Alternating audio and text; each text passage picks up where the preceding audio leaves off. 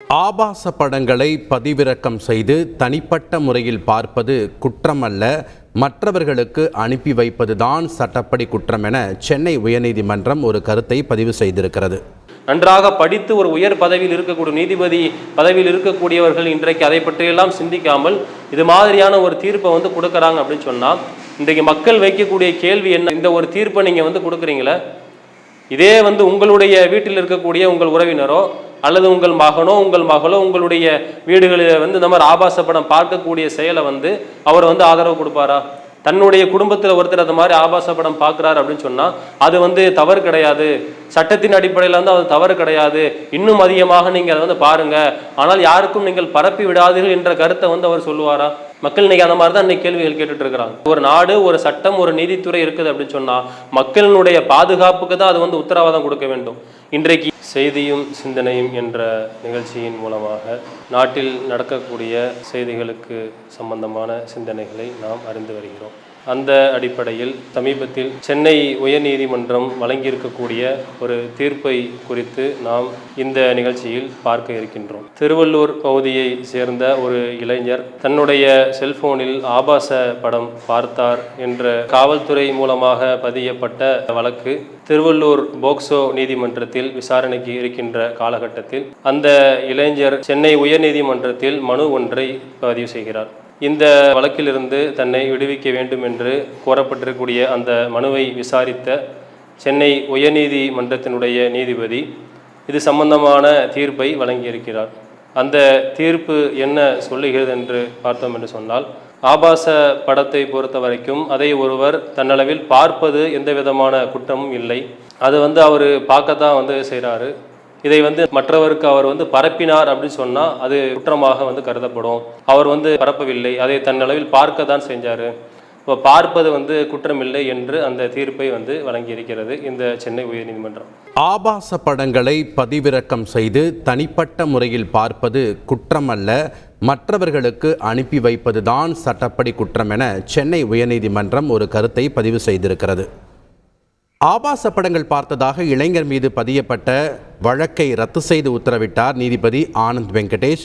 இந்த கருத்தையும் தெளிவுபடுத்தியிருக்கிறார். கடந்த சில வருடங்களுக்கு முன்னால் நம்ம பார்த்தோம்னு சொன்னால், இதே மாதிரி ஓரின சேர்க்கை சம்பந்தமாக அந்த ஓரின சேர்க்கை செய்வது குற்றம் இல்லை என்ற ஒரு வினோதமான தீர்ப்பையும் நீதிமன்றம் வழங்கியதை நாம் பார்த்திருப்போம். தன்பாலின உறவுக்கு எதிரான சட்டப்பிரிவு 377 பகுத்தறிவற்றது என்று கூறியிருக்கும் உச்சநீதிமன்றம் அத்தகைய உறவு குற்றமல்ல என்று வரலாற்று சிறப்புமிக்க தீர்ப்பை வழங்கியுள்ளது.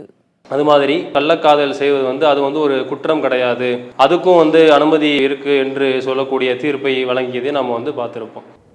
இந்திய தண்டனை சட்டத்தின் 497வது பிரிவின்படி மனைவி மற்றொரு ஆணுடன் தொடர்பு வைத்திருந்தால் கணவர் அந்த நபர் மீது புகார் அளிக்க முடியும். புகார் நிரூபிக்கப்பட்டால் 5 ஆண்டுகள் சிறை தண்டனை அளிக்கவும் 497வது பிரிவு வகை செய்கிறது.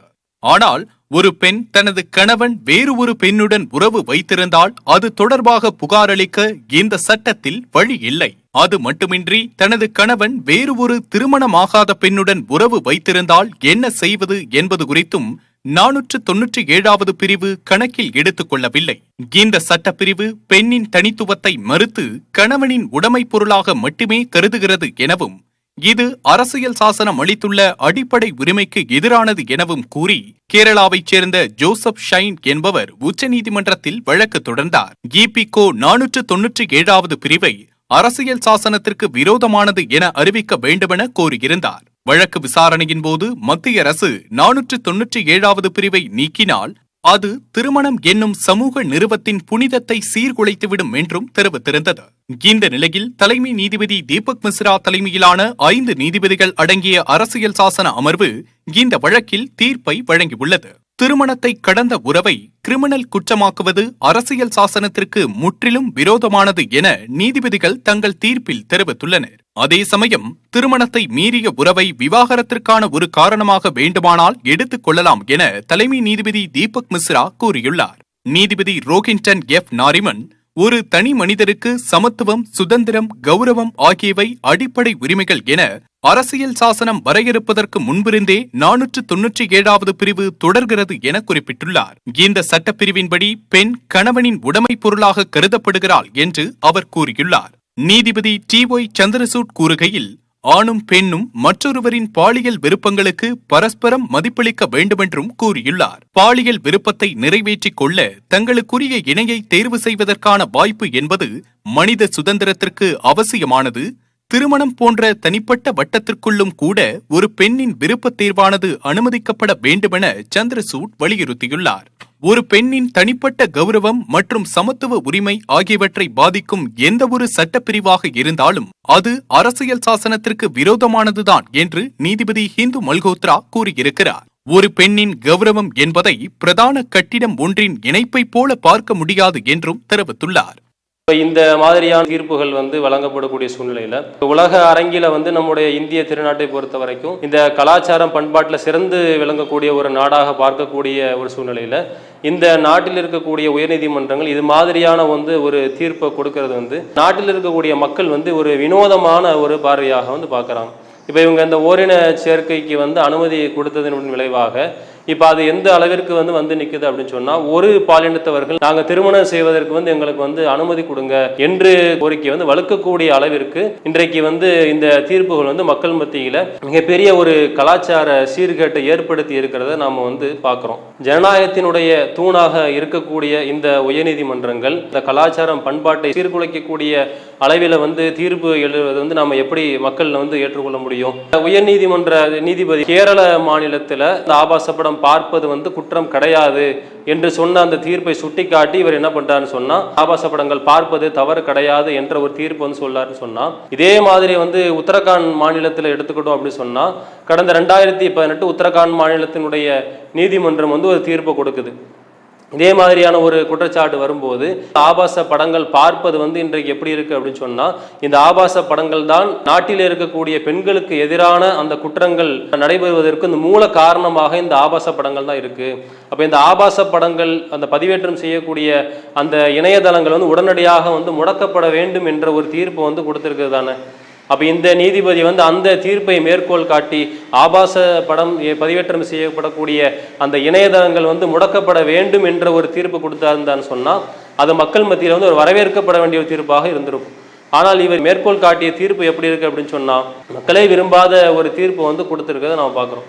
இப்போ பார்ப்பது தவறு கிடையாது, பரப்புவது தான் தவறு அப்படின்னு சொன்னால், அதை பதிவேற்றம் பண்ணுறதும் ஒரு பரப்புவது போன்றது தானே.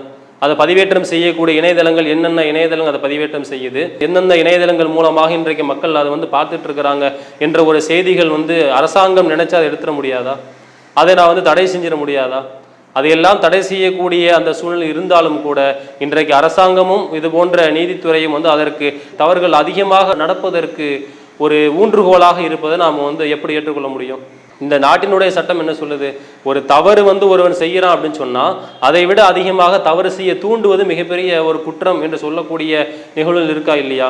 அப்ப இது போன்ற தீர்ப்புகள் மக்கள் எப்படி பார்க்கறாங்க அப்படின்னு சொன்னா, இளைஞர்கள் அது மாதிரியான ஆபாச படங்கள் பார்க்கக்கூடிய அந்த தவறுகளை தான் ஊக்கப்படுத்துற ஒரு முகமாகத்தான் இன்றைக்கு மக்கள் அது பார்ப்பாங்க. நாம் என்ன விளங்கிக்கணும் அப்படின்னு சொன்னா, இது அது மாதிரியான ஒரு தவறுகள் அந்த ஆபாச படங்களின் மூலமாக இன்றைக்கு எவ்வளவு ஒரு கலாச்சார சீர்கேடு, நாட்டில் நடக்கக்கூடிய குற்றங்களுடைய எண்ணிக்கையை எடுத்து பார்த்தோம் அப்படின்னு சொன்னால், கடந்த 5 வருடங்கள் 10 வருடங்கள் இருக்கக்கூடிய அந்த புள்ளி விவரங்கள் எடுத்து பார்த்தோம் அப்படின்னு சொன்னால், இன்றைக்கு நாட்டில் இருக்கக்கூடிய அந்த பெண்களுக்கு எதிரான அந்த குற்றங்கள் அதிகமாகி கொண்டே போய் கொண்டிருக்கிறது.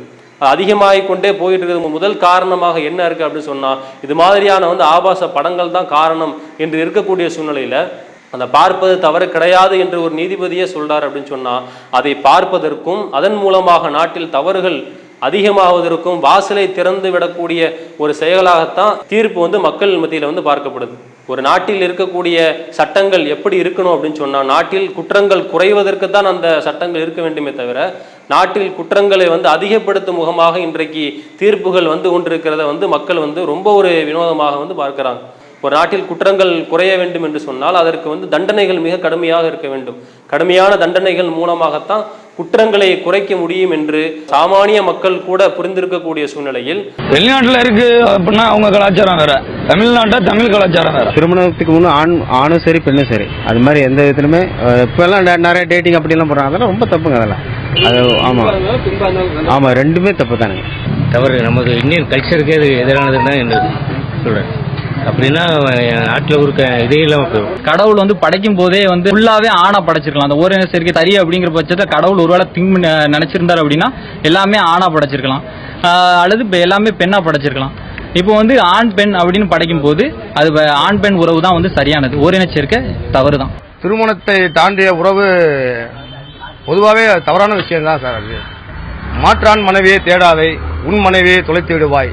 நன்றாக படித்து ஒரு உயர் பதவியில் இருக்கக்கூடிய நீதிபதி பதவியில் இருக்கக்கூடியவர்கள் இன்றைக்கு அதை பற்றியெல்லாம் சிந்திக்காமல் இது மாதிரியான ஒரு தீர்ப்பை வந்து கொடுக்குறாங்க அப்படின்னு சொன்னால், இன்றைக்கு மக்கள் வைக்கக்கூடிய கேள்வி என்ன? இந்த ஒரு தீர்ப்பை நீங்கள் வந்து கொடுக்குறீங்களே, இதே வந்து உங்களுடைய வீட்டில் இருக்கக்கூடிய உங்கள் உறவினரோ அல்லது உங்கள் மகனோ உங்கள் மகளோ உங்களுடைய வீடுகளில் வந்து இந்த மாதிரி ஆபாச படம் பார்க்கக்கூடிய செயலை வந்து அவர் வந்து ஆதரவு கொடுப்பாரா? தன்னுடைய குடும்பத்தில் ஒருத்தர் அந்த மாதிரி ஆபாச படம் பார்க்குறாரு அப்படின்னு சொன்னால் அது வந்து தவறு கிடையாது, சட்டத்தின் அடிப்படையில் வந்து அது தவறு கிடையாது, இன்னும் அதிகமாக நீங்கள் அதை வந்து பாருங்கள், ஆனால் யாருக்கும் நீங்கள் பரப்பி விடாதீர்கள் என்ற கருத்தை வந்து அவர் சொல்லுவாரா? மக்கள் இன்னைக்கு அந்த மாதிரி தான் இன்னைக்கு கேள்விகள் கேட்டுட்டு இருக்கிறாங்க. ஒரு நாடு, ஒரு சட்டம், ஒரு நீதித்துறை இருக்குது அப்படின்னு சொன்னால் மக்களினுடைய பாதுகாப்புக்கு தான் அது வந்து உத்தரவாதம் கொடுக்க வேண்டும். இன்றைக்கு பெண்களுக்கு எதிரான குற்றங்கள் நாளுக்கு நாள் அதிகரித்து கொண்டே போயிட்டு இருக்குது. எந்த பத்திரிகையை எடுத்து நாம் பார்த்தாலும் சரிதான், எந்த செய்தி சேனல் எடுத்து பார்த்தாலும் சரிதான், அந்த பெண்களுக்கு எதிரான குற்றங்கள் இன்னும் நாளுக்கு நாள் அதிகரித்து கொண்டே போய் கொண்டிருக்கிறது. அது எப்படி நாம் வந்து குறைக்கிறது, அதற்கு நாம் எப்படி அதற்கான வழிவகைகளை வந்து செய்கிறது, பெண்களுக்கான அந்த பாதுகாப்பை எப்படி உறுதிப்படுத்துவது என்பதில் தான் நாட்டினுடைய சட்டங்கள் வகுக்கப்பட வேண்டும். அதில் தான் நாட்டினுடைய காவல்துறையாக இருந்தாலும் சட்ட நீதித்துறையாக இருந்தாலும் அதில் தான் அதிக கவனம் செலுத்த வேண்டுமே தவிர இது மாதிரி ஒரு கோமாளித்தனமான தீர்ப்புகளை வழங்கி நாட்டில் தவறுகள் அதிகமாவதற்கு ஒரு காரணமாக வந்து அது வந்து அமைந்துவிடக்கூடாது. இன்றைக்கு மக்கள் எதிர்பார்க்கக்கூடிய தீர்ப்புகள் என்ன அப்படி சொன்னா, கடந்த சில நாட்களுக்கு முன்னாடி பார்த்தோம் அப்படி சொன்னா பில்கிஸ் பானு விஷயம் சம்பந்தமான தீர்ப்பு உச்சநீதிமன்றத்தில் வழங்கப்பட்டுச்சா இல்லையா? பில்கிஸ் பானு எந்த அளவிற்கு வந்து ஒரு கொடூரமான அளவில் வந்து கொடுமைப்படுத்தப்பட்டார்கள், அந்த வழக்கு போய்கொண்ட சூழ்நிலையில ஒரு 11 பேர் மேல குற்றம் சாட்டப்பட்டு சிறை தண்டனை அனுபவித்துக் கொண்ட சூழ்நிலையில குஜராத்தினுடைய அந்த மாநில அரசு அவர்களுக்கு வந்து தண்டனைகளை ரத்து செய்து மன்னிப்பு வழங்கி வந்து விடுதலை செய்த சூழ்நிலையில அதை எதிர்த்து வந்து பில்கிஸ் பானு தரப்பு வந்து உச்சநீதிமன்றத்தில் மேல்முறையீடு செய்யறாங்க. விசாரித்த நீதிபதிகள் என்ன தீர்ப்பு வழங்குறாங்க? இந்த மாதிரியான வந்து ஒரு தண்டனைகளை ரத்து பண்ணக்கூடிய அதிகாரம் வந்து மாநில அரசு கிடையாது, இது செல்லாது, அவர்கள் உடனடியாக வந்து கைது செய்யப்பட வேண்டும் என்ற ஒரு தீர்ப்பு கொடுத்தாங்கல்ல.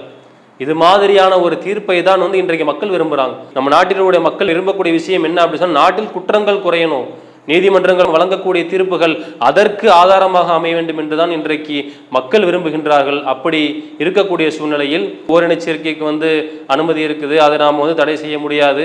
கள்ளக்காதல் இருக்குது அப்படின்னு சொன்னால் அதை நாம் தடை செய்ய முடியாது. ஆபாச படங்கள் நீங்கள் வந்து பார்த்து கொள்ளலாம், அதை வந்து பரப்புவதுதான் தவறு, பார்ப்பது தவறு கிடையாது என்று இது மாதிரி குற்றங்களுக்கு அதிகமாக வழிவகுக்கக்கூடிய தீர்ப்புகளை இந்த நாட்டில் இருக்கக்கூடிய அமைதியை விரும்பக்கூடிய கலாச்சாரத்தின் மற்றும் பண்பாட்டின் அடிப்படையில் வாழக்கூடிய இந்திய மக்கள் ஒருபோதும் ஏற்றுக்கொள்ள மாட்டார்கள் என்பதை நாம் இந்த செய்தியும் சிந்தனையும் நிகழ்ச்சியின் வாயிலாக தெரிவித்துக் கொள்கிறோம். இஸ்லாம் மற்றும் சமுதாய செய்திகளை அறிந்து கொள்ள தமிழ்நாடு தௌஹீத் ஜமாஅத் யூடியூப் பக்கத்தை உடனடியாக சப்ஸ்கிரைப் செய்து கொள்ளுங்கள். மேலும் பெல் பட்டனையும் கிளிக் செய்து கொள்ளுங்கள்.